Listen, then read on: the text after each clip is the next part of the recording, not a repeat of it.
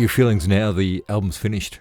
I'm just so happy. It's like when somebody finishes writing a novel or they finish painting a picture. I've finished writing my album, so I'm just really, really happy. Can you tell us a little about the experience of making the album? Every single song is like an experience in itself. It's like every song has its own little experience, and every song takes me to a place that I can remember what went on and where I sang it and what studio I was in and the people I was around. So it's really exciting to look back on it and have something like that you've had such a big part of it, and then to just go, oh goodness me. I felt really sad when I had to hand in the track listing, because I was like, I have to put in the order of the song and everything now, and I'm thinking, gosh, I feel like I have to, it's nearly closed the book on that one. So it's really, I don't know, it's very scary. Born to Try has been a #1 triple platinum success for you. Where were you when you found out Born to Try was #1? I was actually asleep in bed, and then my phone rang, and it was like a friend of mine, and they said, I just looked up the ARIA chart and you, congratulations. I'm going, congratulations, he's got, you're #1. I was like, oh, I just screamed and started jumping around. It's been incredible. People have embraced Born to Try. How do you feel about that? I truthfully didn't know how it was going to, whether people would connect with it. I knew that it being on Neighbours and people being able to hear the song and see a storyline with this character Nina, and then to have my own Delta doing it as well. And it was kind of like, I didn't know whether anybody would even like just sort of take a hold to it. I knew it was special to me, and I knew it's a very special and important song to me. And I couldn't have said more for a first single what I was about. I couldn't say in any other song what I felt about life or anything, so it was really, being true to yourself and then seeing if anyone really connects with it. And it was just, I'm really just happy that people are enjoying it. And I love hearing stories, how people say whether they've gone through a breakup or something's happening in their life, and how people have picked up to it. And I've had from the oldest person I signed a CD was an 80-year-old who came up to me, and this time I was like, hi, and I go, I play this at the home all the time, and I was thinking, cool. And then from little 4-year-olds coming out was just, but it's just the beginning, so it's a nice start though. When you say it's just the beginning, it seems to be something you say a lot, isn't it? Yeah, it is. It's just because I still I'm learning so much all the time, and I really want to be around for a long time because I love music, and I hope in 50 years' time that I'm doing an album that reflects me then. While you're passionate about music, you also played a lot of sport. How do you think that helped you? I love sport. I'm very, very passionate about sport. I used to play basketball 7 days a week and snow ski with my brother in a team. And I think that's that competitive nature, and that discipline in sport has always helped me to be as determined as what my brother and I have always been. Like, my brother plays football, and we're just both very competitive with each other. Like, I love him dearly, like in a good way, in a healthy way, I think, anyway. What did your parents say when you said you wanted to be a singer? My parents they never ever patted me on the head and said, when I said, look, I really want to be a singer and do this, they never ever put me down about it. They're always going, well, go and do it. Go and do it, Delta, if that's what you want to do. So they've always been so amazingly supportive. You sang the national anthem on your demo tape. Have you sung that anywhere else yet? I wanted to sing for my football team. I wanted to get down there. I still have not sung at my football club. I still haven't done that yet. But my brother and I have a deal. Like, if he's going to play he's only 16 still, but if he's going to play for the Sydney Swans, and then I'll sing the anthem, and then he can go on and play. So that's our deal. I'm not going to sing till he gets out there. For you, what is the whole process of writing an album? It's funny because technically it's like my second album with Sony, and we did all different styles, from doing dance to R&B to and then to kind of get back and go, no, I love to write. I do love dark tracks. I just love minor chords, and just the sound of it kind of puts you in the mood. And I always have a piano piece before I have my lyrics most of the time. Most of the time there's always going to be, because it puts you in the mood for, like, I remember when Audius, who I wrote Born to Try with, we're both sitting at my piano at my home, and he had these chords, and they sounded really like, I don't know, just kind of uplifting. There was a lot of change going on in my life at that stage, and then he said, when you can have some chords, and that you just strikes a chord in you, and then you totally just feed off it, and then you sing about something you really want to sing about. because otherwise it just doesn't. If you're singing throwaway lines, it's just never, people know. Who have been your songwriting idols? It's funny, I always sort of, as I've been growing up and writing songs, I've always sort of stuck to I always knew maybe in the back of my head what was going on in the market, but I didn't even start listening to the radio till I was about 14, 15, because I was always doing my own sort of classical pieces or writing my own songs and finding out my own style at a really young age. And then I lost track of that for a while and sort of started doing all thinking, no, this is what plays, this is what's commercial, and, you know, I should be doing this. And then to sort of go, no, hang on a second, I think I really, this is what I enjoy the best, and that's sitting down. But I can't think of anyone in particular for writing. I mean, I sort of loved you singers like you, Mariah Carey's and your Celine Dion's, but there was no one really like piano. I love listening to Eva Cassidy and people like that. You wrote or co-wrote most of your album Innocent Eyes. What sort of album did you set out to write? I wanted to make an album that reflected me at this time in my life, and I think that's what we did with even the title, saying Innocent Eyes, which that song is really quite biographical, same with Born to Try, and songs like that, they speak a lot about experiences that have happened in the last year or so. How has Neighbours helped you combine your love of acting and singing? I'm very, very lucky how absolutely fantastic and amazing Neighbours have been. They truthfully have been really wonderful. And Peter Dodds and Stanley Walsh, who decided to take me on as a character and then work with me on a storyline, with even starting off with Born to Try. Then to have Neighbours to go to work, to go and sing on the show while I'm doing as a character, it's just been, I can't ask for a better training ground for preparation for the world in general as well. Like I still have to go home and clean my room, you know, and I still have to go to work and I have to be there on time, otherwise I get in trouble, just like at the principal's office, you know, I still get in trouble. And to have that around the cameras every day, to kind of working with a crew, and asking questions about why continuity is such a big thing, or why the lighting's like there, or anything. It's just nice to sort of be around them and then learning. It's magic. Tell us about your schedule when you're shooting Neighbours and making your album. Oh, it nearly absolutely killed me. Truthfully, I would be doing Neighbours, and my storyline was starting to really thick up, especially when I was shooting Born to Try. My storyline, I was doing 3 eps a week, and from a 6 a.m. call to a kind of a 10:30 at the latest finish, to then going straight from Neighbours to a recording studio, which I'd started about 11, then go till about 2 o'clock, 3 o'clock is at the earliest, then getting up for like a 7 o'clock, and still at the same time I have to learn lines. I learn them on set and I'm like, I'm learning to sort of take it in, then erase it, but I've got more of a long-term memory when it comes to remembering things. The schedule's just mad. These people are crazy. But like good crazy, just crazy. Is it true you get into trouble for singing on the Neighbours set? Oh my goodness. It's, at least like I tried to tell them, would you rather I came in here really grumpy, or would you rather I came in here and went la la la la la la la, started singing. They're like, okay, good point, you can come in and start singing. Because it echoes, it's got a really nice acoustics in the studio, so I go in there. I belt out a few tunes. At first they were fine with it for the first, 5 months, 6 months. But now I think I should just be quiet, just for everyone's, The speakers in the studio go all around the global television. So not only does everybody with their earpieces on in audio get like this blast of, hey! Or they get like this, like, I'm sorry, I just did that.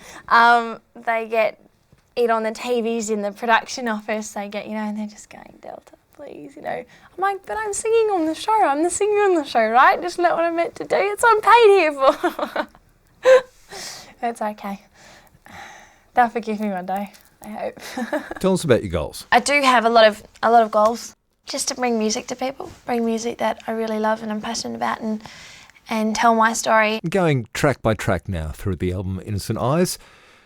Born to Try. I'm not born to win, I'm not born to lose. I'm just born to give it a good shot, Life is not a dress rehearsal. Michael, my new A&R director, had set me up with this guy, Audius. We got together for 2 days. It came out to my place. We didn't go to a studio or anywhere. It was at my home with my piano. And basically, we'd written 3 songs before we'd written Born to Try, 3 songs, and then we thought, you know, do we write one more?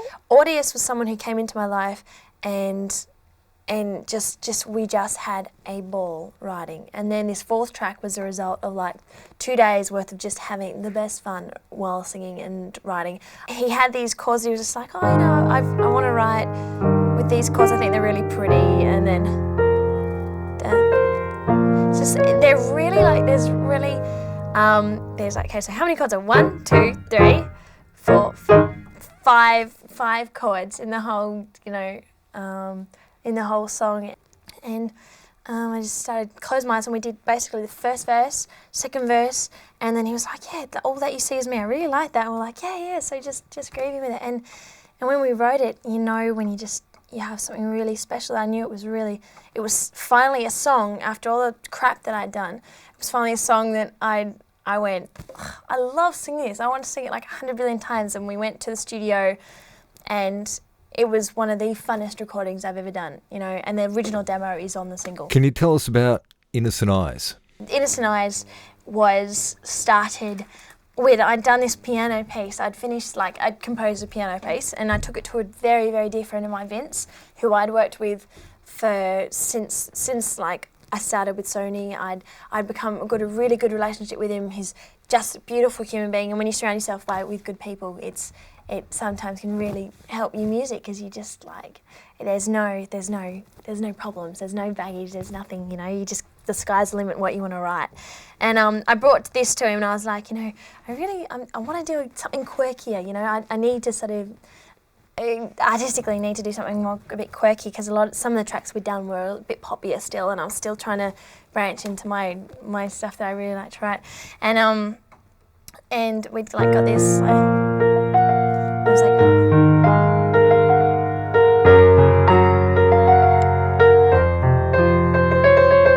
just kind of went for a verse, then we got,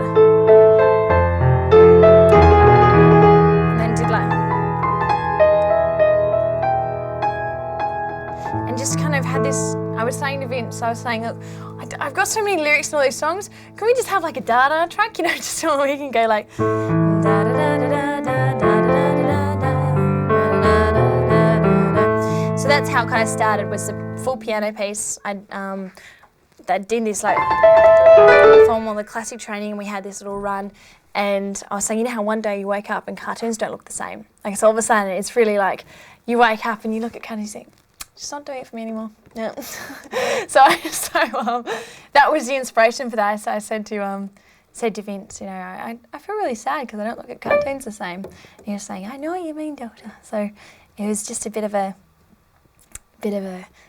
that was the inspiration, like saying, made my mama cry and made my daddy cry. And I miss those days when I got lost in fantasies and a cartoon land of mysteries and things like that. And then saying in the lyrics that, you know, don't let me see mistakes and lies, let me keep my innocent eyes, you know, just let me see it how I don't need to be, like, I don't want to see it. As much as I know they're there and I can appreciate that they're, you know, things happen, but at the same time I always want to be positive and, you know, look at it in a, you know, I don't know, in a magical way. Another standout is Not Me, Not I.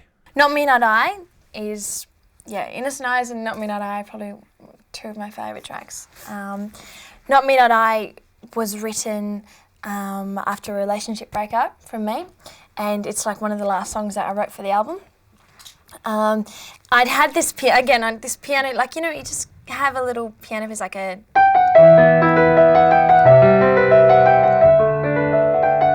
it's kind of like,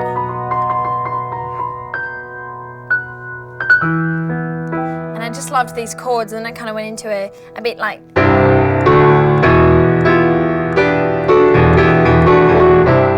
and it's like these chords were just really like, I took them to the writers I was working with. I was working with Cara at the time, and I was a little bit like, you know, pretty upset what had happened, and going through like I hadn't had my first heartbreak before, but then it was like, well, got to write a song about it. So the way you're dealing with things, I think, is to always write a song about it. And there was just this, I just love that, just that, and it's simple. It's really just like, just that repetitive sort of like just little little piano thing, and you can kind of keep that throughout the track. It's a nice little story. You mix me up for someone who'd fall apart without you. And it's kind of saying, you know, but yeah, you broke my heart for the first time, but I'll get over that too. It's then sort of lifting up, you know, and that's why I worked out really well with these chords. And as a new door opens, we close the ones behind. It just, I don't know, when I sing it, it makes me feel much better. It makes me feel really, you know, well, you know, it's kind of, so no, it's great fun. Again, it's a song that I really love to sing. It's one of my, out of all the songs, it's probably my favourite to sing live, out of each song. So it's got that, it's got dynamic, it's kind of up and down, and you can take it how you like when you're doing it live. So yeah, it's cool fun. Can you tell us about Throw It Away? Elliot and Gary wrote it for me. After Elliot had come out, and we did like all the tracks again for the album, he'd come out, and I was doing Neighbours, and I'd go to the studio and do my night shift.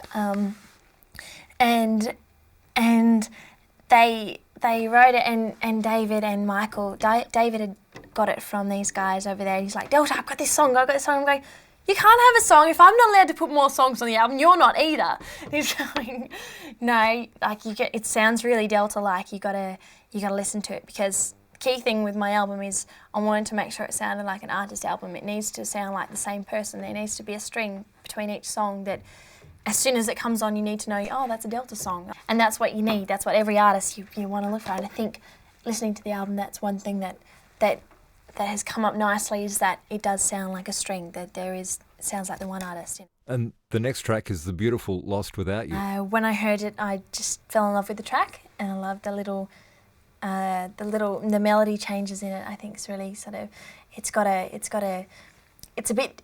not fluffy. It's sort of it's a bit dark again. Like it's a bit not darker, but it's got a little bit of a moodier sound to it. It's in the E flat minor. It's got and it keeps that thread from the first single in Born to Try. It was sort of nice. We had that. It's that repetitive sort of piano bit that has a nice little ring to it. My favourite bit in it is like, if we ever say we'd never be together and we end it with goodbye. It's got like a nice little do-do-do-do-do-do-do.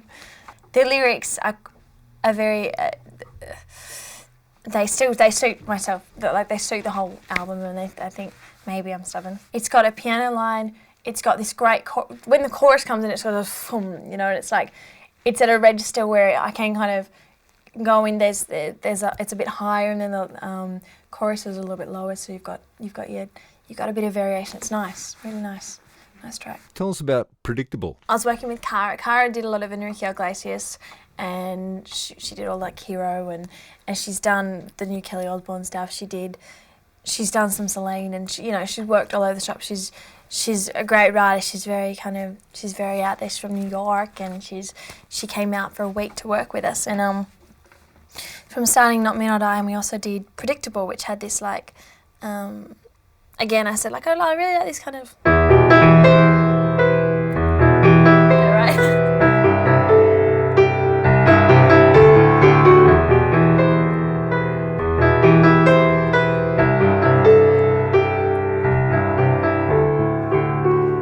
And it kind of kicks in. It's got a bit of a beat in the start, and then you've got that like, you're just so predictable in every way up. And it's kind of got a bit of, it's a little bit rockier because a lot of the tracks are very pretty. Like they're more sort of they're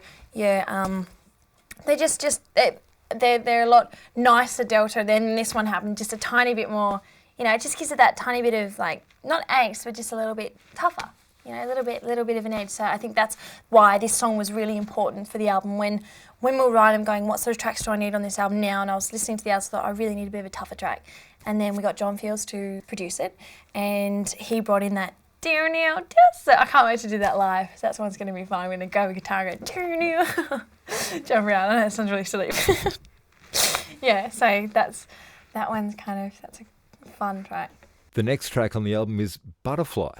Butterfly was after my first meeting with I'd gone over to LA around the Grammy time, stayed there for just the night, then went over to Manchester. David said, I really want you to work with Gary Barlow and Elliot Kennedy. And I was really nervous, and I'm thinking, oh, okay, you know, I went over to Manchester to their house. They're just the warmest, and they're just so beautiful. They're really lovely and amazingly talented. I've learnt so much off Elliot and Gary. Little things that I've learnt from them about chords, about, you know, lifting a song up, and to be able to work with them on my first album was a real privilege, and they're a real inspiration. And Butterfly was the first song we did at their place in Manchester, and their studio, they've built a new studio since then, but when they started playing it, they're like, we've got this new track, you know, and they didn't really know me very well, and I go really quiet when I first meet people, and they would just jam me, and they're going, you're my butterfly, and they had like, both of them were singing the harmonies, and it was just, it's a real, like, I really loved, I thought the track was really beautiful, so I couldn't wait to sing it, and then when I was singing it there, it's really like, it's the song, their production, everything was really, it was really got that nice mood at the start. Your reflections on In My Own Time? In My Own Time it's a really, again, really kind of basic chords, and just sort of,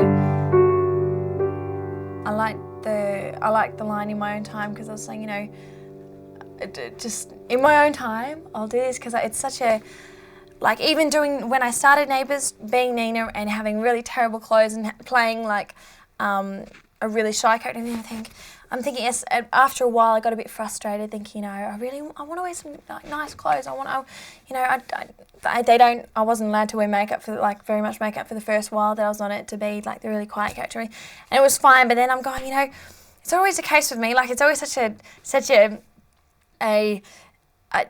you know, you're doing things, and then you sort of got to slow down, and then like it's such a slow progression, and people don't realise how much sort of training and everything you do behind the scenes, you know. And this was just a song basically saying, you know, so much is happening and blah blah blah, and then start saying, in my own time I'll take a chance, in my own time I'll find romance, in my own time it'll be mine. It was just a song, what was happening at the moment. I'd had actually, just before In My Own Time, had a bit of a writer's block, as you say. Like, it was a song that took me out of that, because I'd written we'd done Born to Try. I did this song Will You Fall For Me, which was the second song written for the album, and then we'd done Butterfly and a few of them, and then I'd stopped when I got back, because I was learning my scripts and doing everything. I'd had a real writer's block for like, you know, 2-3 months, and I hadn't written anything, and I was like, I've got to write a song, you know. So, and then that kind of came up with In My Own Time. Next up is My Big Mistake. Tim Woodcock, Tim and I worked this out. He came over to Australia, and he was working with Gary and Elliot, and then when he came over, we did Running Away, My Big Mistake. I love the intro. It sort of picks up the album again. It's sort of a nice, like, you'd expect on my album, because I've released a ballad and then another one that's all going to be power ballads, but it's like, it's just got a lot more just up-tempo beats. Like, I just kind of, it's all the instruments are real, and there's a few kind of little things in there, of course, but like, generally speaking, there was like an orchestra that played on most of these tracks. You can hear when it's a real orchestra, and they just like, My Big Mistake, Longer, when they've got the real orchestra in there, and you got the new piano pieces, that it's sort of, the track just comes to life through it. Like, you can just hear it, and it's a fun sort of pop song sound. Lyrically, that was more a fairy tale one that we sort of say, like, amazing fairy tale that had come true.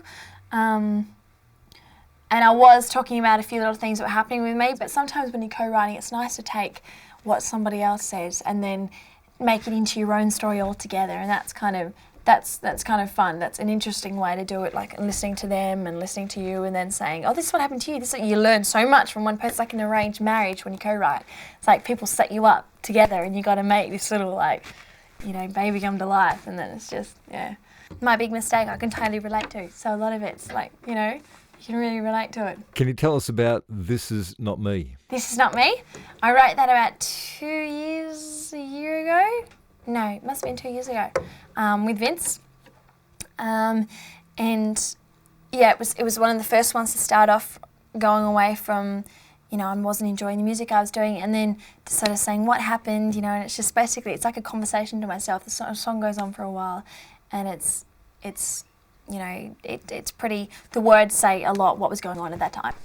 And so I remember when I was writing it, then we got a guy called David Nicholas to produce it, and we got a band, like it's completely live, just all band, and it was lovely to play with the band. Like it's really exciting when you got like the band playing a track, you're like, wow, you know, I really think. But the lyrics, yeah, they're kind of like, you know, what happens inside. What happened? Why didn't I listen to myself over the year? And I was like talking about the year. I thought I'd know how to handle it, but I didn't. So confused.